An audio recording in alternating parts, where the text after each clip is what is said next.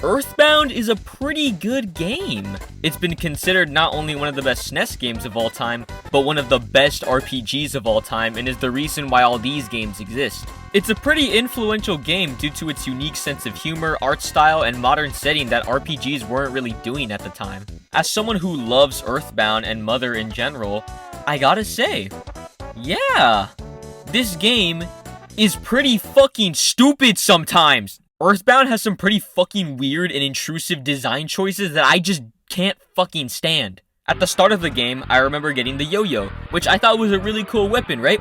But I kept missing, and I kept getting my ass kicked because the start of the game is really fucking hard for like no reason. So I'm like, okay, what the fuck is going on? And it turns out that the yo-yo makes it so that you have decent offense, but in exchange, you miss 18% of the time.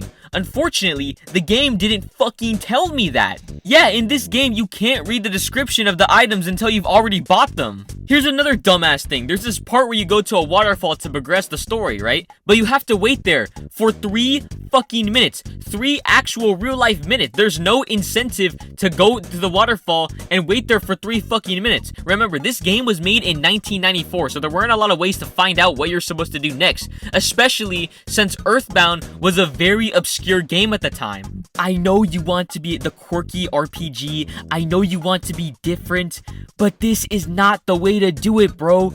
There are moments where I just gotta ask, why? Why isn't there a holder specifically for key items instead of just being lumped in with my already limited inventory? Why isn't there a run button? Why do some items just state that they're completely useless for some dumbass joke? Why do I have to run in a straight line or make a spin in a circle in an area with nothing in my way just to teleport somewhere instead of just an instant transmission like fucking Zelda or something? Why do you include a bike in the game just for it to be completely useless the moment you get a new party member? Why am I playing this dumbass game? Look, I know these aren't like huge groundbreaking flaws that like ruin the game, but I will say that I do believe Earthbound isn't the most intuitively designed game, and its strength was always in its aesthetics, its art style, its expanding world, its endless creativity, its lore. Those are the things that make Earthbound a really good game, and it's come a long way from its initial reception, which was basically just, oh man, Smash Brothers, look at all these characters, Mario, Zelda, Pikachu, Marshmallow.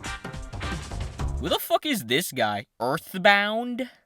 I'm not playing Earthbound because that game stinks. Look, it's still a great game and it's considered much better than its predecessor, but it still could be more. It still needs some fine-tuning. It needs some balancing. It needs a real story.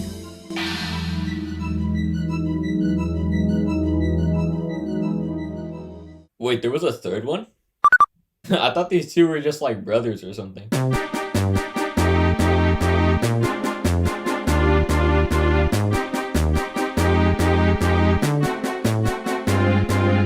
Mother 3 took everything Earthbound did, shot Earthbound in the back of the head, and threw its body in the dumpster behind McDonald's. The game is still very challenging, but is much more balanced and doesn't require you to grind as much. You can run in this game. They actually have a key item holder for you. They tell you what weapons do before you buy them. You don't have to save with a telephone anymore. Now you have these little frogs that record your data for you, and it's much faster that way. There are these hot springs you can go to that completely heal all your party members' health and PSI. Yeah, you know, it actually completely heals all your party members. It's not like you have to walk all the way to a hospital and pay the fee for each individual dead party member and realize that the PSI is not completely healed, and then you have to find some stupid butterfly. And the combat, for me at least, has certainly been improved. Now in Earthbound, there was a pretty cool synergy between its party members. You know, Jeff has his gadgets, Ness is a healer, Paula is offense, Pooh is offense and healer, I think. I don't really remember. But Mother 3 makes it so that each party member is more important than ever. You use Boney for storing items and using them in fights since he's always going first. Kumatora is a damage dealer with all the offense PSI.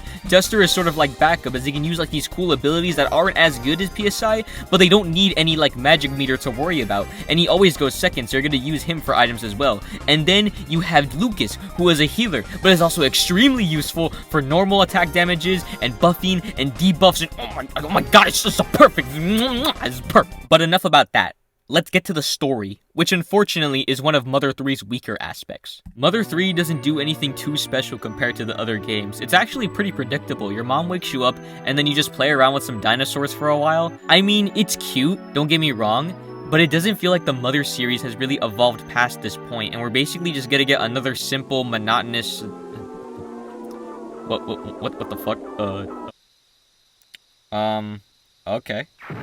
Oh my god! From the first 10 minutes, Mother 3 already shows you that this is completely different from the other games. And it just starts off like any normal Mother game. You wake up in your PJs, your mom sets you off to the outside, and all of a sudden, like, your hometown's getting fucking, like, bombed? Like, what the fuck? I'm not gonna say too much because I want you guys to play this for yourself, but this is one of the coolest tone shifts in any game I've ever played. Again, I don't want to spoil too much, but what you must know is that Mother 3 is not a game about a boy going on an adventure to stop an evil threat. Mother 3 is a post-apocalyptic dystopian future. Adolf Hitler has traveled thousands of years into the future to reclaim his Nazi regime, but with the goal of creating the ultimate fascist capitalist society known to man, with his army of inbred Pokemon. Everyone has synced into the words of Hitler except you. A trauma-induced 13-year-old boy must stop the evil dictator with the help of your dog, a 17-year-old, and a handicapped person, and also some gay people. This isn't a bit. This is not a joke. This is the plot of the game. I feel like the first thing people hear about Mother 3 is that it's so dark, it's so depressing. But Mother 3 never lets its darker story go too far. There's still plenty of fun moments like the Bud and Loud duo with their little comedy routine, the stuff in the bathrooms, or picking the wrong choices for getting the water out of the hole. Mother 3 is actually not as dark and gloomy as a lot of people make it out to be. It's actually tonally pretty vast. The most of the game is a mix of tense situations and lighthearted funny moments, only for it to all come together in this really sad finale. But there's still so many cool little jokes and pieces of dialogue and little Easter eggs that show that no matter how hard life may get, it still never stops being funny or silly, like Super Eye Patch Wolf said. And that's truly what makes this game work. It embraces a darker, more emotional story with more complex themes, but still stays true to the heart and bubbling creativity of its predecessors. It's not a dark, edgy reboot. It feels like a sequel, a Mother game.